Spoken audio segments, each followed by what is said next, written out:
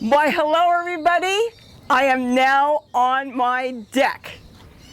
And I've been talking about doing a lot of container gardening as well as what I'm doing in the gardens all around here.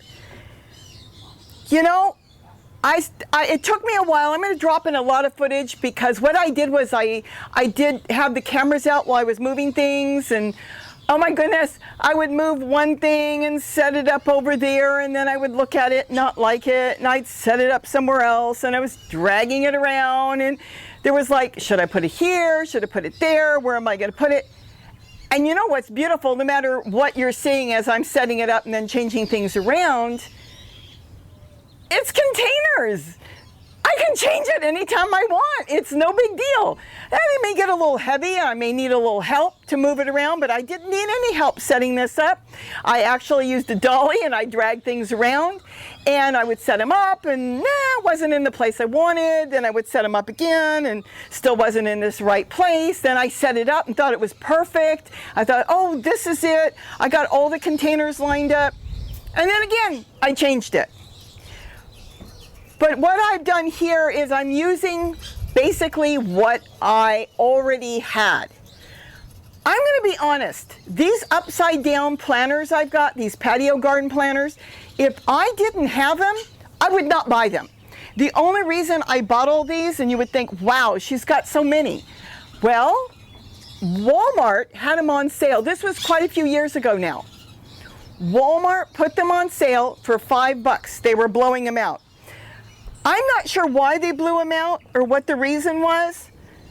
I'm kind of thinking because these things don't break down and you couldn't resell them like the upside down planters. But that's a guess. It's strictly a guess. I don't know why they blew them out. But they put them on sale for $5 and they had stacks of them. Nobody bought them. And then my daughter called me and said, you need to get down here right now. They want them all out and they're half price. And I had forgotten. So they ended up costing me $2.50, and I bought over a dozen of them, whatever they had left, and then my daughter bought, and my other friend bought. Well, I have more than what I bought, and the reason I have more is my daughter didn't like them. She said they dried out too quick. She didn't like them, so she gave them to me. My friend now gave me his. He didn't want them, and he gave them to me. He told me, come pick them up. He likes to plant in big pots all over his yard. So I ended up with all these upside down containers, which I now have on my deck, and I've got them in my yard. But what I've done is I've actually lifted it in some areas by adding pots. And you know how I do my stuff? I layer and layer and layer and layer. Just keep building. So I figured since I had them, I'm going to use them. So I am not promoting in any way for anybody to buy this. They're too shallow. They're too small. You could build something far better than what they originally cost for next to nothing, and it would be 10 times better than this. That will be another video. I'm going to actually show you how I have built mine, and they'll cost you either nothing or under $10. That's how easy it is to make them. Under $10. What I've done here is Gary found these in the trash. And I think I've got footage, and I hopefully have it by the time I put this together, when he brought them home. Somebody threw it was a stackable shelf unit, and they threw them out in the trash, and he picks up stuff all the time. That's why he likes driving his truck around, because you never know what somebody's gonna leave on the curb. And he brought them home, and I looked at him, and he said, oh, you can stack it. And I was going to put it on my deck, and I was going to stack them. I was going to build it up and put it up on the side by the house, and then put a bunch of pots in it. But I analyzed that they all were the same size when I took them apart, and I decided to use them as a table. And then from there, we set it up, and I had them going one way, and then I had them going the other way, and I want to set them up where it's going to be easy for me to maintain. And I think being able to walk completely around them is the best way to maintain them.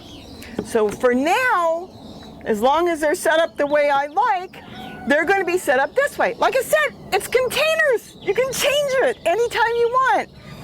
So I'm going to have it set up for now this way. And then I'm back to my plastic containers. Remember, you don't use a 3. So any container with a 1, a 2, a 4, and a 5 are safe. Unless you can find other containers. I found some of these at the 99-cent store. They were blowing them out. They were $2 actually, $1.99. And they had them for half price. And these are BPA free, which means there's no toxins in them at all. So you can go and look for that if you want. So I found some of those, and I've got those containers that I use. And I believe most of these are they're either a 5 or they're generally a 5 or a 2 actually. Usually ones are on the clear side, and the reason I don't use anything that's a 1, they would be clear, something like this, is these will break down anything that is opaque and you can see through. The sun will just break it apart and they'll shatter. Kind of like I keep these milk containers around, I fill them with water, and then all of a sudden I'll pick them up and they'll just fall apart because that's what the sun does. With the black ones, the black are really good. I've never had one fall apart. I'm not saying they won't, but they last a long time. So I generally get 2s and 5s. Once in a while you'll find a 4. So what I ended up doing is I started setting this all up, and then I thought, no, I've got the big containers. I had them both on that end, and I changed it up again and again and again. So now I've got a bigger container on each end.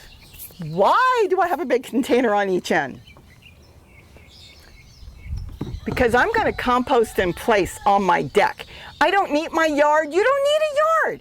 You know, I really feel this, and you could do it half the size of this deck. It's not even that big, the deck. It's a small deck, but you could do half the size.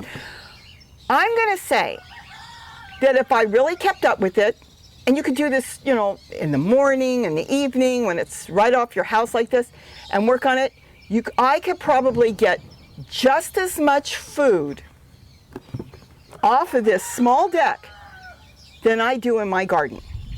I did not say plants. I said food. I really think I can get just as much food off of this deck as I do in my garden, and maybe better. Why? Because I have the opportunity to turn on a light at night, to come out here on a nice summer night. I can come out here and work with my plants. I could do it early in the morning when the sun is coming up, just step outside. Since the dogs always wake me at, for some reason, 5 and 6, they want to go out. And I could work a little bit on the deck and watch the sunrise. Something a little bit that you don't generally do in the garden. You don't go forage in the garden at 5 o'clock in the morning, even though Gary does sometimes. And even at night, you can, but you know, you're on the ground and you don't know what you're going to step on, and you can't see that well, and you turn on lights, and though you still see somewhat, you can't see everything. Well, on a small area like this, when you have a small patio, one spotlight, one light, you can see a lot. Geez, I almost see enough with my solar lights that I put up here because it's a small area. So you have an opportunity to keep an eye out closer on your plants in a container than you do in the garden. Now, does that mean the garden is healthier and better than growing in containers? No. No. Plants, vegetable plants generally only have a small root system. We're not talking about moringa or other, just generally tomatoes and your lettuce and your greens.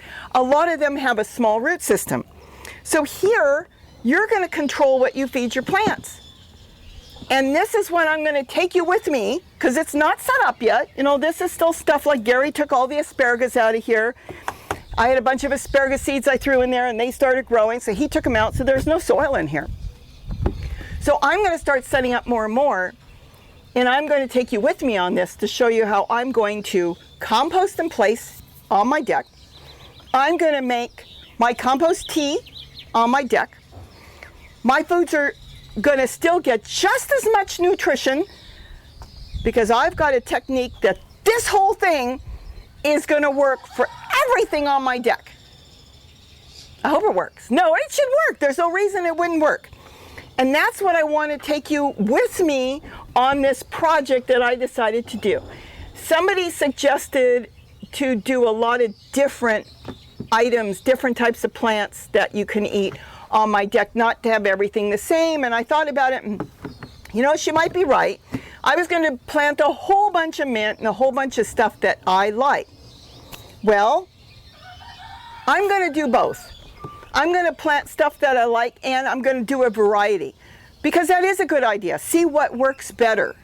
There's certain things that may work better than other things. Now, I know that tomatoes work good. I grow lots of tomatoes. I grow lots of lettuce, and unfortunately, I'm growing apple trees too. I've got dill. I've got garlic chives still growing. I've got mint all over. I've got Swiss chard, a little bit of black fly on it. No big deal. Gary can get rid of that for me. This has to go. This is popolo from last year. This is lettuce. No, I'm sorry. This is dinosaur kale that went to seed. My lettuce has gone to seed over here. I've got beans growing. Look, I've got beans. I stuck some beans in. And you know what? With beans and peas, if they don't grow good, it doesn't matter. They're nitrogen fixing. They're good for the other plants growing in there. But I just so happens I've got some beans growing. So I'm going to take you with me on this, and I'm going to go step by step, because I want everybody to grow something. I don't care if you've got one thing set up and you're just growing a couple things. It's so important to get a little bit of good nutrition in you. And you can eat from the grocery store, but you would get just so many enzymes and stuff from something that you grew. So that's my goal, is get everybody to show you how easy it really is to grow something. And I don't know if the birds are all going to come in here. I do have the goldfinches come in. I've seen the house finches come in. The hummingbirds come in too. I've had butterflies on my deck and bees. I'll find bees around. The bees come in. So am I going to end up with an environment of wildlife on here? I might. Somebody asked me if they have a setup and will animals and birds, basically birds, and hopefully you don't have animals climbing that far, will they come to like 2 or 3 stories up? Yeah, your butterflies will, your hummingbirds will, your local native birds will. Of course they will. If there's food there, they're going to find it. And so that means too, you may have to protect some of your food as the birds find your food. So it depends on how much you want to protect. And you know, I'm crazy about tulle, that netting, that fine netting they use for wedding dresses and things. That will protect your plants. One step at a time though. First you get them started and you see what happens.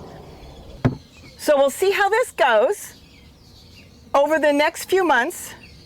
And this should really be able to grow almost anything.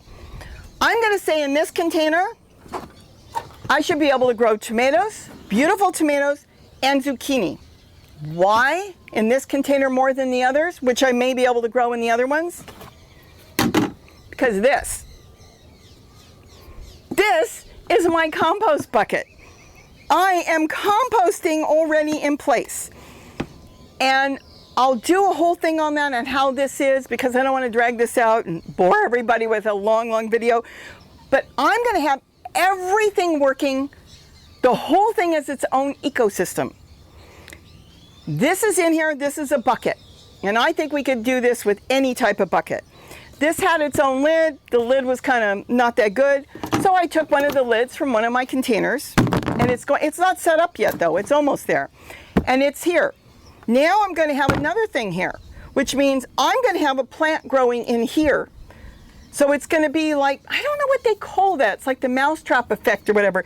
I'm going to have a plant in here. So when I water this plant, when this lid is set up, it's going to water my bucket, which is going to have worms in it, because I just picked up some soil from around the yard. That's all you need to do. And if you don't have that, have somebody bring it to you. You could buy earthworms if you wanted to, but I'm sure somebody can bring you some soil from their yard. Get it from a damp area where they've got flowers or plants growing, and just put a few shovels in there and you'll end up with earthworms. But this pot's going to water this, this is going to water this is going to water more on the bottom. It's going to all work together, and when that water comes out, that water is going to be gold as it's all running through, and that water I collect could water everything on the deck. So this is where my goal is to go, and I think this is going to work so good. I'll be able to water, there's more plants on the other side. I'll be able to get all that watered. I've kind of moved all those upside down planters over there. But all of this, Gary found this in the trash too. This This is from a Sleep Number bed. Somebody threw it away. So he brought that home to me. He said, I think you can use that. So that's what I'm doing. I've got this sitting on it's kind of like a ramp now. It's all put together. There's nothing on top of the big one because the big one's going to have a bucket in it that I will be putting anything I want in there. I started with shredded paper on the bottom. You can put toilet paper rolls in. Then I put kitchen scraps in. I did put some native soil in. And I have been adding in all my kitchen scraps. Well, not all, but a lot of my kitchen scraps in there. It's already working. It's only been set up for a few days, and I can see it's already working. These are just going to be strictly for plants. I'm only going to be putting my plants in all of these. So I haven't quite set it up. They're all kind of just sitting here still. The other one on the other end is going to be set up just like this, but I might get a different bucket. I'm going to try, just to set up something slightly different, but still the same method, the same system. And I think this is great. And remember, I layer. Nothing is all done up here. When I put a plant in here, I don't want this heavy because I'm going to move this over to dump my food scraps in here whenever I feel like dumping it. And I'm putting chicken bones in here.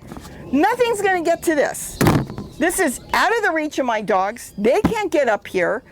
I don't have any raccoons coming up on my deck, so I don't think I'm going to have a problem. And this is going to have a plant in it, so this is going to weigh it down.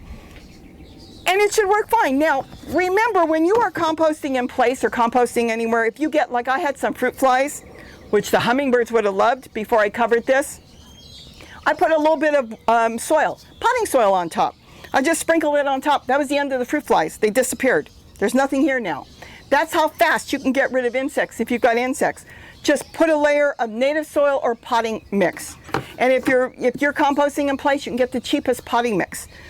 Go to one of the big box stores and just get some potting mix. It doesn't have to be fancy because you've got all the nutrients coming out from your leaves you're collecting from the garden, from your vegetables that are coming out of your kitchen that you're throwing away. Anything. I have put dairy in here. I have put everything in here.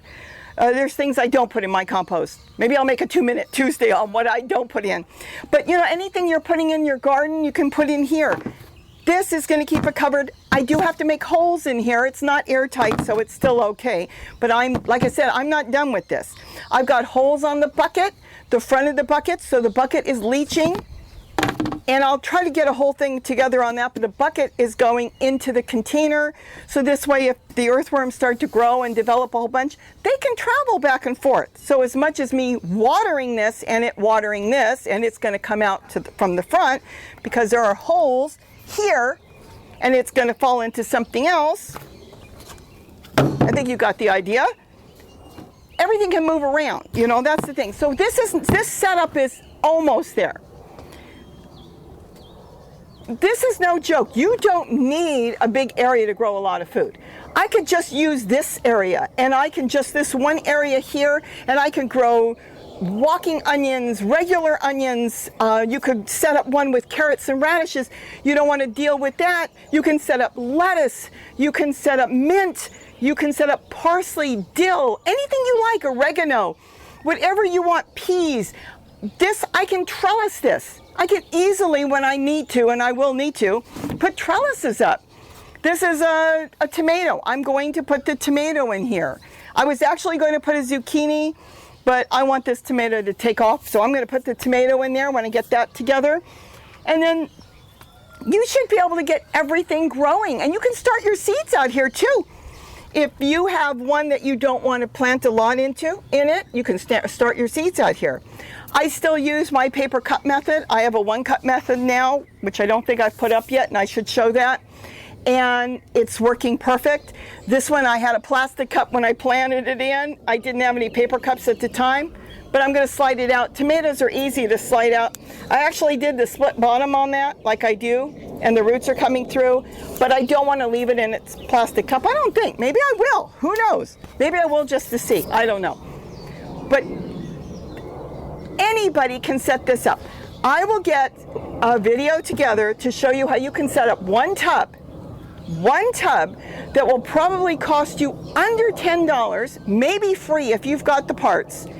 And you can set up one tub, the same method, layered. You're layering. You're putting something on the top, something on there, something down there. And again, even here, I can have more smaller pots.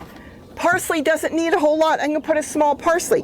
Anytime you sit something on top of your soil, that pot that you're sitting on top of the soil, it becomes like a mulch. It is actually, you lift that pot, you'll see worms develop underneath. It will be damp. So even if you didn't water, it's wet underneath. This is just this. It may want me, I may get to the point where I don't want to go in my own garden. I'll think, gee, I'm just going to hang out here. Maybe, maybe, I doubt that's going to happen. I like sitting in the garden. I like seeing the birds. But I'm thinking of putting a water fountain up here. If I want to bring the birds. When you bring the water fountain, I mean, they will pick off the insects that come on here. You're still going to get insects. There's nothing you can do. They'll find it. You know, plant it and they will come. They'll find it. So you will have to watch for it. I have soapy water. Just take a little, I keep this sitting here and there's a little bit of soap and water. I put it on my hand and I swish it around. That's all you need to do. No big deal. And then that's it. I got black fly on here. They're gone. Now they're on me, but they're gone. But that, you know what, that's all you need. Spray bottle's better. I actually went and invested $1 yesterday and bought a spray bottle. So I can just spray with the water, a few drops of dish soap, and that gets rid of your black fly, which is an aphids. The aphids are different colors. There's yellow, there's white, there's black. I don't worry too much about black fly because I have noticed, see, it's almost gone there. They tend to come when it's damp or when it's cool, and then when the weather really warms up here, they disappear. The white ones don't, so that you may have to take care of. A lot of the birds take care of mine. A lot of that is weather, and our weather is still, they said this morning it's normal for April to be so cold and hot. Literally 30 degrees change in a matter of a day or two. Maybe I don't remember it being so cold like this in April. And nobody I know remembers. Everybody I talk to says they don't remember either. So the weatherman knows best, right? I don't know. But the point is, that does cause havoc on some of the plants. We are getting a 30-degree swing still, which they say will be gone in May. I hope so. I'm keeping my fingers crossed. I'd like to have the weather be a little bit more consistent. But you know what? It doesn't matter. Even the plants that were here from last year, look how beautiful the lettuce is. I made dinner last night and I got lazy and I came out here and picked everything I needed from out here. So, and celery grows. You could grow everything in a small area. So I'm hoping I'm giving some of you ideas. I'm watching the birds fly and the hummingbirds zip back and forth. And I'm hoping that a lot of you will try it. I will take you, this is kind of like an introduction. You're seeing me, how I dragged around things and moved things and decided on how I wanted to set up. And like I was saying, oh, how beautiful. A morning glory. That was the butterfly. See? You plant them, they will come. But, you know, I'm just hoping I'm giving you guys ideas on how to set things up. And I will take you on my journey on this. Don't worry, I will. I'll probably end up doing once or twice a month just the changes of what's going on here and give you maybe thoughts and ideas, and you'll probably have better ideas than me. I mean, how many times have you done something your whole life and then all of a sudden you wake up one day and go, why didn't I do it like that before? That would have been easier. I do that. So let's see what happens.